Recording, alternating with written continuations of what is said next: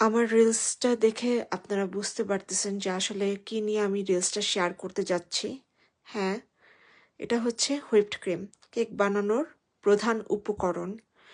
So এখানে whipped cream বানানোর জন্য আমি একটা মেজারমেন্ট কাপে ফুল ক্রিম নিয়ে নিয়েছি, আর 3 ভাগের 1 কাপ দুধ, 3 ভাগের 1 কাপ চিনি নিয়ে নিয়েছি। এই 3টা উপকরণ হচ্ছে লাগবে হুইপড ক্রিম বানানোর জন্য। প্রথমে একটা মেজারমেন্ট মাগে ফুল ক্রিমটা দিয়ে নিলাম, এরপরে দুধটা দিয়ে দিলাম।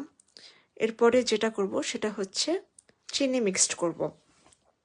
আর মিক্সচারটা একদম পারফেক্ট হতে হবে, অবশ্যই একদম সুন্দরভাবে মেশাতে হবে যাতে দানা দানা কিছু থেকে না যায়।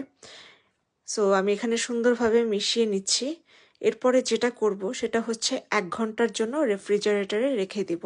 1 ঘন্টা কি 1.5 ঘন্টা পরে বের করে ফেললাম। আর এই তো